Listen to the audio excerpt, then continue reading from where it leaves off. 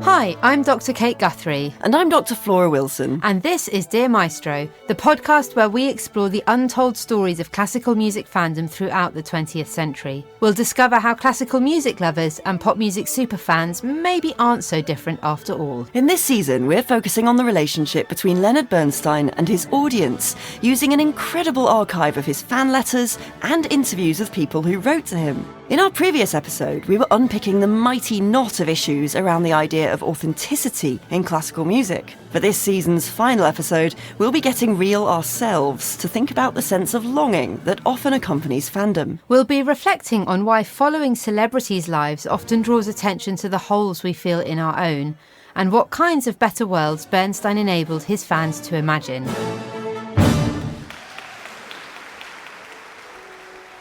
You know, sometimes you read a book, a poem, or hear a piece of music, and you know immediately and definitely that that is for you? Well, that's the way your music affects me. Every time I hear it, I know it's for me. I love it and want to hear more and more of it. Someday, maybe 10, 15, 20, 30, or even 50 years from now, will you please write some songs for soprano? I love your music, but I can't sing a symphony or ballet music. After the concert, several of my friends and I wished to obtain your autograph, or to speak to you, but since this was impossible, I was hoping that you might, at your convenience, autograph the enclosed program and return it to me. It's a little painful to bother you with such trivia, but as my recording of On the Town wears thin, I am feeling desperate. It is the 78 RPM Victor Red Seal album with Robert Shaw and Victor Corral. Have you any idea where I can find this gem? It is my soul food, the thing that breathes life into me when I feel spiritually dead. Mr. Bernstein, this album is important enough to my well-being that I'm compelled to write and ask you if you know where one is hiding. Ever since the time I heard you rehearsing the Boston Symphony in a radio rehearsal a year ago, and a year ago heard you relate to Mr. Fassett something of your busy schedule, I have felt that I knew you a little better. I wish it was possible for us to hear the conductors we love to hear speak more often. Irving Fine almost introduced us, but never did. But I didn't want to meet you anyway. I tried many times to congratulate you on your programs, especially the Sacra, which is your best. But there were too many people, and I couldn't do it. About a month ago, I saw West Side Story as a movie.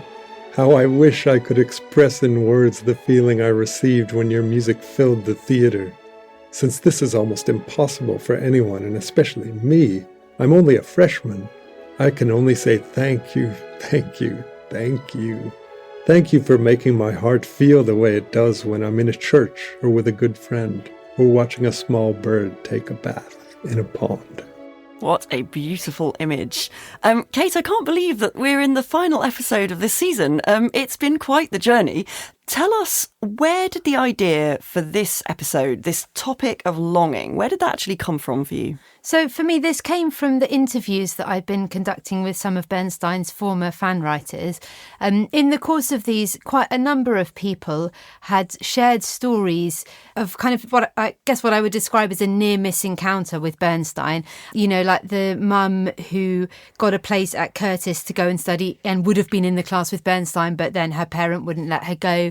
There was somebody else I spoke to who had been accepted onto a conducting programme that he was running, but then the paperwork got lost and couldn't go. Oh. So, you know, and it was interesting, you know, these stories kept coming out over and over again of like people who'd very nearly had a chance to be really close to Bernstein and it hadn't quite come off. And yeah, I guess it just made me reflect on this idea that longing seems to be a really intrinsic part of a lot of people's experience of fandom. So interesting that it's kind of, maybe it's the reverse side of that really impassioned kind of attachment to the celebrities, is some feeling of absence, perhaps. Yeah, that they're kind of just that little bit out of reach and, you know, you can't quite get to them.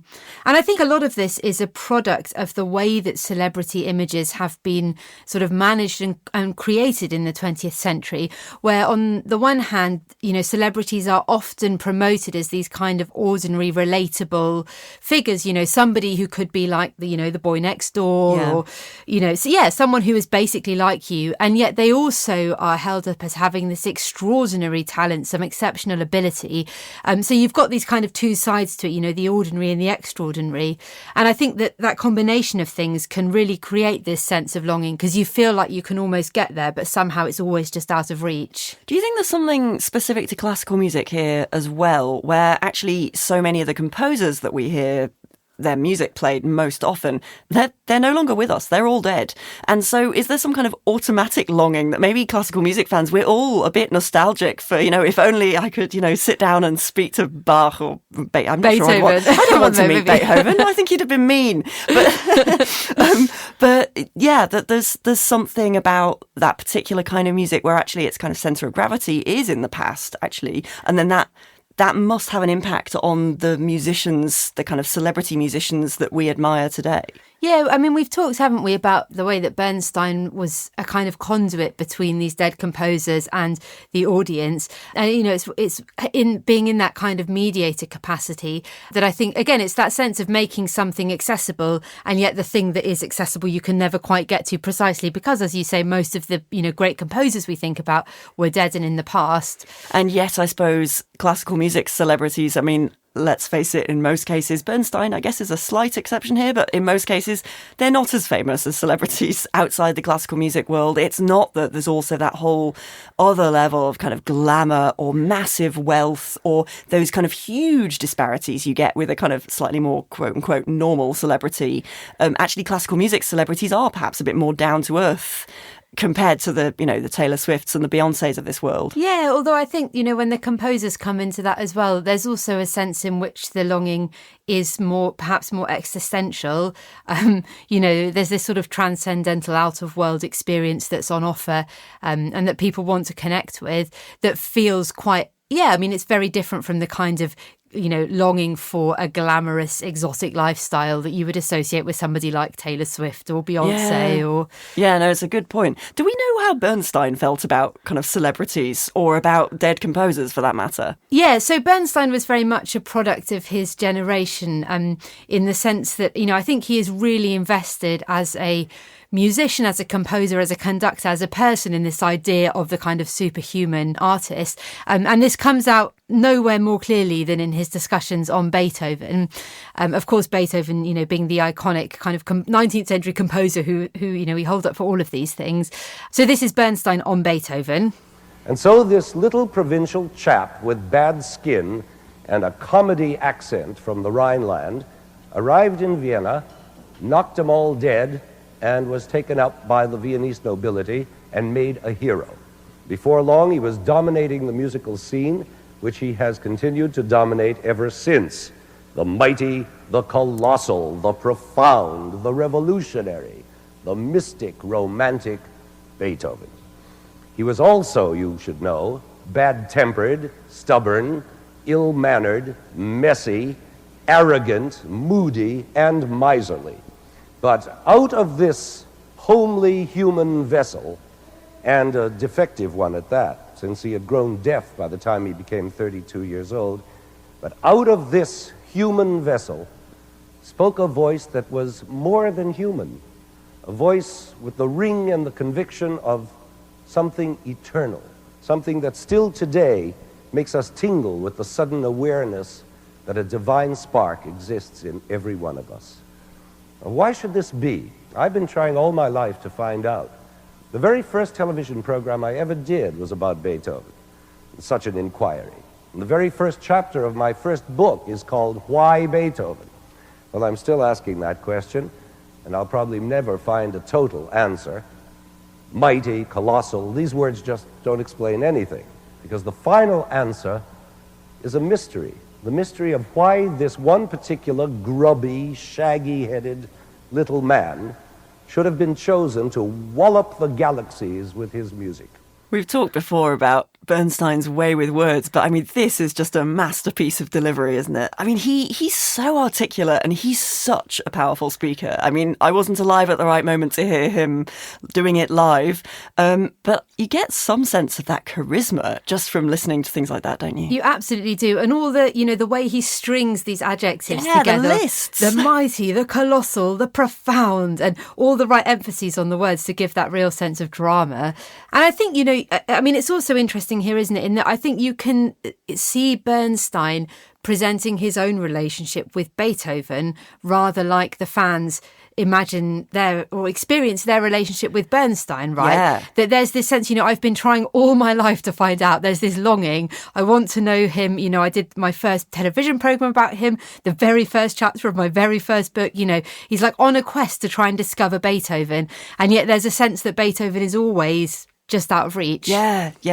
He's still being driven by that search. As I guess, the fans are still being driven by an attempt to get closer, which they just can't quite close that gap ever. I also think it's interesting in this clip that we've heard, the very earthliness that and humanness, right? He draws attention to all these bad qualities that Beethoven had. Yeah, I mean, he's almost enjoying the idea of Beethoven being messy or bad-tempered or arrogant or all these things all in one. Yeah, I'm very intrigued by the messy comment. I mean, do we actually know whether Beethoven was domestically untidy? It's clutter. I mean, there are some amazing paintings. I've never been particularly aware of there being a lot of clutter in the background. But I guess the Marie Kondo technique awaits his attention. But he's, in that, I guess he's alighted on I mean, whether Beethoven was actually messy in his house or not, I don't know. But, there's a sense of this being a very human, whether you are the person who's messy or the person who's annoyed by the messy person. I mean, it's basically a very normal thing to be, isn't it? And yet somehow out of this, there comes this amazing creative genius. Yeah, and I think he calls Beethoven a couple of times, he calls him a little man, but then this idea of the massive dominance of this small man, I mean, and he was small. I think he was about 5'1", wasn't he? I mean, he was a short man by our standards today. But yeah, the kind of stature of him historically, obviously, is then what Bernstein's trying to get at there. I mean, I have to say, as a physical comparison, Bernstein, for his fans, was clearly a massive upgrade on where Beethoven stood as opposed to Bernstein. I mean, because think of all those fan letters we were talking about a couple of episodes ago that, fawn over Bernstein's appearance and how handsome he is and how attractive and his hair and all these different things. You'd write a very, very different letter equivalent to what Bernstein's saying about Beethoven here. Yeah, and I do wonder in that whether there's something about, the fact that we've moved into the 20th century where cameras are a thing, right? I mean, you obviously couldn't photograph Beethoven. And that kind of image of the sexy celebrity that's, become a thing through Hollywood, that's clearly filtering down into the classical music world. Yeah. For the benefit of fans. Okay, so let's get back to this idea of longing. What did longing look like in 1960s America? So we've talked about the fact, haven't we, that this is a period where American society undergoes a huge number of changes. There's this coming out of the war, this shift back towards kind of domestic environments, housewife staying at home, the good husband going out to earn, his money and then coming home to his den. And I guess, there's a sense that this sort of suburban lifestyle that is new and exciting and on offer ought to be fully satisfying for people. Now, of course, for some people, they find a lot of pleasure in this. I guess the reality is that actually that kind of new American dream, the white picket fence, doesn't actually live up to all that it was imagined to be. Okay, so presumably this is coming out through the fan letters that Bernstein is getting, that there is actually also a sense that people are perhaps trapped in their lives. Is that fair to say? Yeah, absolutely. And in some instances, people respond to this by sort of dreaming of a better world. There's this very real possibility that Bernstein might engender some massive change. But you often get those letters like the first one that we're going to listen to today, where, it's really much more focused on the kind of everyday domestic environment. My dear Mr. Bernstein, your presentation of the opera Carmen on television this Sunday afternoon was enchanting and delightful. You made the excerpts so real, so vivid, so understandable, and the musical background was so excellent that I have never enjoyed a performance of Carmen so much. It was so irresistible that my Sunday dinner was completely neglected and a positive flop, to use the vernacular. Every time I hear the vivacious, scintillating music of Carmen, my heart aches to think of the keen disappointment and frustration of Bizet that this wonderful music was not favorably accepted until after his death. Even hearing the musical score alone fills me with rapture and delight. But this afternoon, with your lucid analyzation and commentaries, the cast and dramatization put on an unforgettable spectacle, and I hope there will be more of my favorites. La Pagliacci, La Traviata, Aida, The Valkyrie. There are many others I do not care for at all. Much of Stravinsky does not interest me. I long for a Tchaikovsky, Rachmaninoff, Sibelius, Beethoven, Grieg concerto, as only the New York Philharmonic and brilliant conductors, such as yourself, can bring out in its fullest quality and beauty. I guess I have a sweet tooth in music. Strangely, with my aesthete taste in music, I have composed many popular style character, novelty, and standard type songs, some production numbers, but alas, like Bizet, they may never have a chance until I am out of this world. There are only melodies and lyrics. P.S. My daughter is a major graduate of the University of Michigan. I will enclose a program of her senior recital. Some years ago, I saw you in the drugstore adjoining Carnegie Hall with conductor Arthur Rodinsky, who used to conduct the Cleveland Symphony Orchestra previously. You looked so young then, and aren't you become prematurely mature by so much dedication to your profession? That was about 16 years ago. Also, when I was in New York a couple years ago, I spoke to your executive secretary on the phone at the Hotel Osborne. She was most cordial, and if she is still with you, I want her to know I appreciated that. My daughter is a career girl in New York. She had fine possibilities for a musical career, but gave it up. Please forgive my imposing on so much of your time, but your listeners feel you as a guest in their homes, and it seems like a relationship. Like a woman, I had to fill another notepaper. Sorry. Many thanks for your indulgence. Wow, another letter writer with a lot to get off her chest here, I think. I mean, yeah, wow. I think, one of the things that really jumped out at me early on about this letter was this statement about her Sunday dinner having been completely neglected and a positive flop. And, it's almost as if, the Sunday dinner is the thing that she is supposed to be finding meaning in, right? The possibility of creating a meal that everybody is going to sit down and enjoy together. But a flop is usually for performance as well. It's like this big show. Yeah, and it's been ruined. It's been ruined by Bernstein. And yet you sense that there's almost a pleasure in her.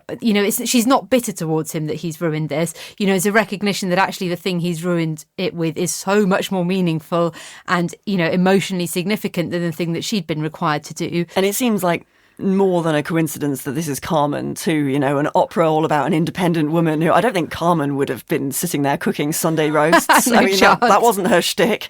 And there's some kind of projected ambition here as well around that character, surely. And I think it's not just the character of Carmen, is it? But also, the music from this period in history. And, this comes out as she goes on to list, I long for Tchaikovsky, Rachmaninoff, Sibelius, Beethoven, Grieg. This is all like emotionally intense romantic music, right? It's the opposite of the everyday in music. And, it is music that promises you another world, emotionally, if not physically. And that's clearly, it's really meaningful for her. I think it's also notable that she talks about Bernstein's presence in their homes, by which she obviously means on the TV, as creating something that feels like a relationship. And yet a lot of her letter is also kind of acknowledging or gesturing to the tenuousness of this claim, right? So she describes her encounters with him, but basically she's seen him when he's with somebody else in a drugstore. She talks about the phone conversation with his executive secretary. So there's this very weird sense of, on the one hand, feeling really close to him and yet also acknowledging that actually he's really at a distance. Yeah, and in terms of the actual structure of the letter, that there's this rush of personal stuff that comes after the PS, that it's like an afterthought that she really wants to share with him as this sort of bizarre combination of things to do with the fact that she saw him once and information about her daughter and, it's all coming kind of rushing out at the very end. I wonder, what do you think about her relationship with her daughter and her daughter's career here. Is there a sense, do you think, for you, of a feeling of a path not taken, that also her daughter, there's a path not taken there as well, that, this is kind of history repeating itself? Yeah, absolutely. I mean, she talks about, her daughter as being a graduate in a way that seems, a very positive thing. And yet also this idea of her daughter having a musical career has been given up. So I think absolutely this sense of kind of projection here, that her mum had some ideal. You could have been this great musician, perhaps like Leonard Bernstein, and yet you've gone off to be a career girl instead. And yeah, that kind of sense of a path not taken that's generated a significant loss. I wonder, does this whole question of paths not taken kind of end up being central to some of the fan letters that you've come across? Yeah, absolutely. So another letter that we're going to listen to now is born out of precisely this kind of crisis. So this was a letter written by a man called Charles Keedwell, who lived in Ottawa in Canada, and we can hear his son Mark reading the letter for us now. Dear Mr. Bernstein, I am not given to writing fan letters, but I am impelled to drop you a line after having read the article in the February issue of Show Business Illustrated. Probably you don't pay much attention to presentations of this kind, but it made me very angry. It made me angry because it certainly does not represent my views, nor those of so many people here in Ottawa. I hate to admit it, but we in this part of the country live in something of a cultural wasteland.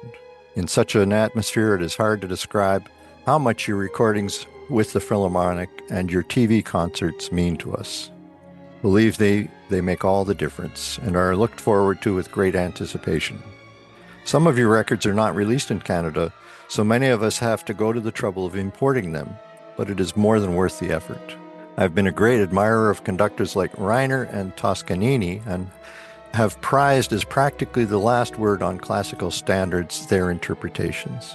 That was before your recordings began to appear with the Philharmonic. Now I find that I'm acquiring and valuing your versions above the others. Now I beg you to keep up the work. Whatever critics may say, you have brought more of the joy of music to many of us in the grassroots than we get from any other source. Incidentally, our family took off last summer for Tanglewood to hear your concert and found it tremendously exciting and moving. So how about a recording of the Symphony of Psalms and maybe even a new version of the Shapiro? In conclusion, let me thank you again so much for the great happiness your many-sided talents have brought us. Believe me, they are a bright light in a world that is not always too bright. Yours sincerely, Chuck Keedwell. Gosh, that really strong sense that life is going on elsewhere. That, he has to even import Bernstein's recordings because he can't even buy them where he lives. Yeah, no, I mean, clearly this letter has been motivated by some, quite strong outrage at the way that Bernstein's been promoted in the papers. Chuck Keedwell was, in fact, a speechwriter by profession, so you get all the kind of, rhetorical flair coming through. But this sense of being in a cultural wasteland had a very personal dimension for him, as I learnt when I spoke to his son Mark in an interview, because actually Keedwell, like us, was somebody who had grown up playing the piano very seriously and at one time had dreamed of becoming a professional concert pianist, and at some point along the way in his later teenage years realised that the reality of life as a professional musician was not going to be compatible with the kind of family life that he wanted to lead. It was around the same time that he met the woman who would become Mark's mum.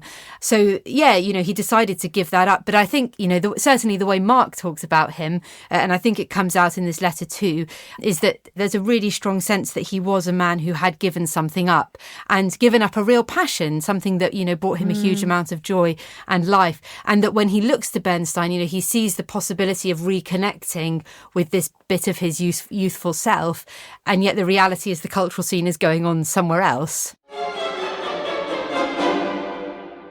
Okay, it's time for another letter, Kate. What have you got for us next? So we've talked a bit, haven't we, about transcending sort of domestic environments.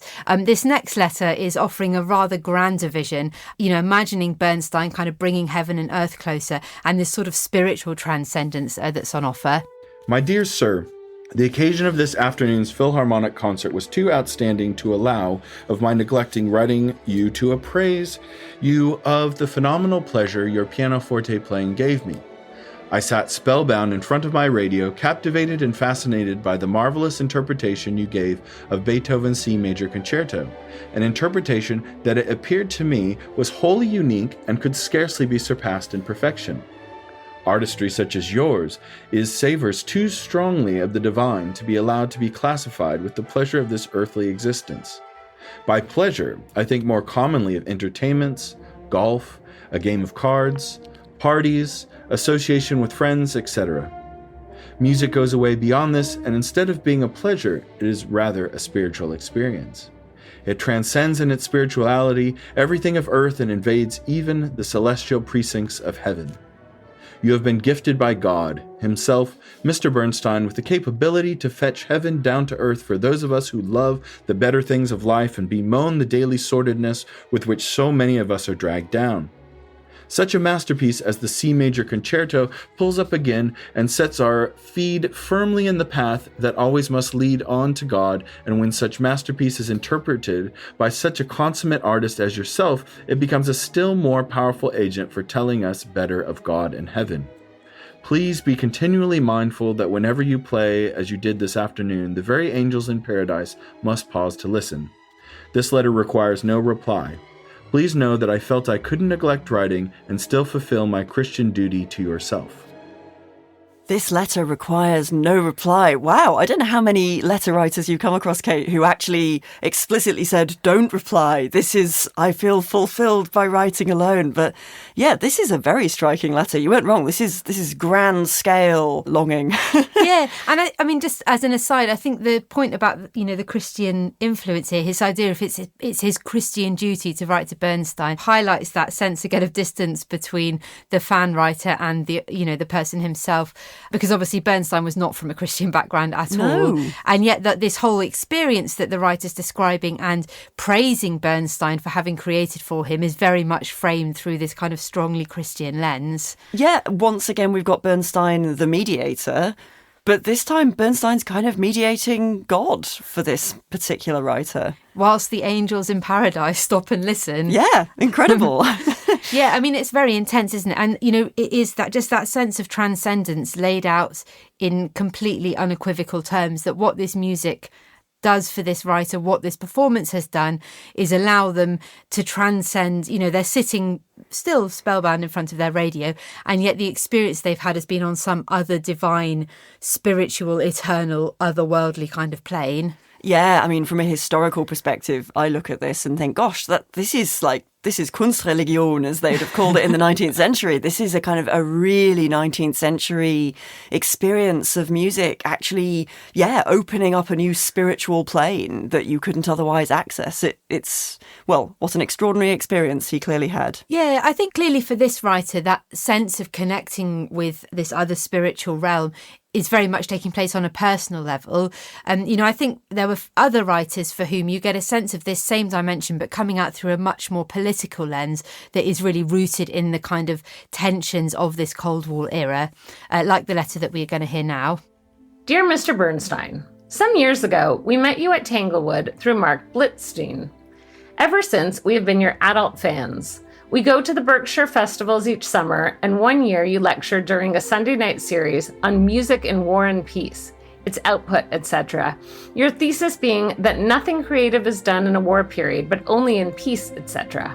We were so moved that night by your cosmic thinking, and again last night when we listened to your broadcast, A Joyful Music on CBS. The music was extraordinary, your commentary brilliant, fascinating, and fun. But your prayer at the end for peace and the children now and to come gave us hope and was a clear light in these frightening days of our years. What an extraordinary reminder that, all the while, this period we've been talking about, the Cold War has been going on in the background. At all times, people were fearful for their lives across the world. Yeah, I mean, and it's not just the Cold War, is it? But also, so this is 1961, this letter, we're in the kind of throes of the Vietnam War breaking out, all these young people being sort of conscripted to go and fight. And, there was already a real sense of disillusionment around that particular conflict, I think. But what you get here, is you see that there's I guess Bernstein being thrust into this role of like global peace mediator, right? Somebody, who they believe has the capacity to bring world peace, to promote this kind of better vision of Earth. That's also, I think, got a kind of spiritual dimension. It's really interesting that, as far as I remember, the UN still has positions where they make famous musicians, living musicians today. They provide them with these kind of honorary titles, effectively, of kind of being peace emissaries or whatever the actual title is. I mean, there clearly is some really important lingering sense that it's artists, in the broadest sense, who are somehow, if not responsible for peace, then they are its most powerful advocates. And Bernstein was certainly put into that role. I mean, he'd done, tours of the USSR already at this point that had been promoted on television as well, where he was basically trying to broker some sort of cultural peace between the Russians and the Americans. And very explicitly, his fans know that that's what he's doing, that's, part of his role in being sent there. It's interesting, I think it comes out in relation to this programme here, this broadcast, The Joyful Noise. This was actually a programme that was put on at Christmas time, and The Joyful Noise interestingly featured quite a number of modernist compositions. So there are a lot of other writers who write in complaining about the noise as not being joyful, but as being discordant and unseasonal and unfestive. Yeah. But obviously for these writers, there's something about the sort of Christmas spirit and the kind of idea of, peace being part of that festive season that's really come through, but taken on this kind of global political dynamic as well. All right, so a question for you, since this is our final episode in this season. Do you feel differently about classical music fandom? Yeah, so I think it has changed my perspective of classical music fandom, or perhaps more just of classical music in general. I think, looking back at my own life through my late preschool and teenage years, you underwent this process of kind of indoctrination into the classical music world, where you learned about all the repertoire, and that's very much associated or tied up in playing the violin quite seriously at that point. And then I went to university and spent a lot of my postgraduate time undoing some of that indoctrination and learning to critique it and pulling it apart. I think, what shifted for me with this project and the, thinking about the Bernstein fan mail has been really for the first time engaging with classical music in some ways as a kind of form of popular culture, right? Yeah. It's like every day people are listening to it in their houses. And sure, part of its appeal is still that kind of specialness that we associate with the concert hall. That absolutely comes into the domestic context, as we've, seen in many of the letters.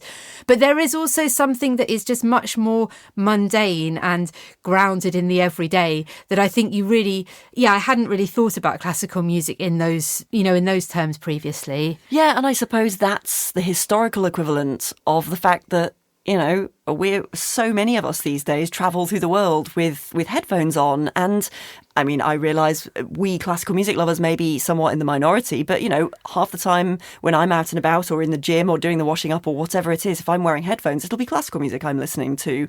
That doesn't change the fact that these are really mundane contexts. No. It doesn't make the washing up any different to someone else's washing up when they're listening to whatever pop music they're interested in. Yeah, and it's just that thing about its sort of presence, its pervasiveness in the everyday that I think, it's a subtle shift in focus, isn't it, away from the concert hall and away from the grand narratives in some ways. But I guess also, the reality is that for a lot of us, these are the spaces in which we are most frequently encountering classical music, and therefore in which we are most frequently making meaning around that music. And I think this takes us beautifully right back to where we started with this series, where you were talking about wanting to almost to write music history starting with its listeners, starting with those fans who actually are consuming classical music. And it strikes me that's what you've been doing here. Yeah, I mean, the narrative of music history that emerges from that, I think, is much more diffuse because you've got, these individual people in different contexts with their own messy life stories. And yet, there is a huge amount of meaning making that is going on there, right? And there are patterns too, as you were saying, like with this idea, for instance, of longing, of all these different people in their different ways of their different lives. In each case, Bernstein and the music making that he's associated with they're fulfilling some kind of need that those listeners have, those fans have. Well, Kate, I mean, we've got to the end. I've got to say thank you so much for bringing all this extraordinary material to light out of the archive, finding those fan letters and sharing them with us. I think I can't possibly be alone in having found this, really transformative in how I've thought about fandom. Well, and since this is our final episode, I also want to thank all of our listeners so much for engaging with this. We hope that whatever kind of music you love, you've enjoyed thinking about your own relationship to fandom, or Bernstein, or both. Of course, if you found this series interesting, please do tell other people about it. Or if you like, tell us. As ever, we'd love to hear from you. You can email us at hello@dearmaestro.org, or you can write us a fan letter, of course, by picking up a pen and paper. You can find the postal address and all sorts of other delights on our website, dearmaestro.org. This episode of Dear Maestro was produced by Rowan Bishop and me, Kate Guthrie, with thanks to my co-host Flora Wilson and to my colleagues and the fan writers who recorded the letters for this series, including Cheryl Melody Baskin, Michael Ellison, Cassandra Fenton, Mark Keedwell, Melanie Schaefer, Karen Skinazzi, Chuck Talley and Justin Williams. Music courtesy of the University of Bristol. Archive courtesy of the Leonard Bernstein Office and Universal Pictures.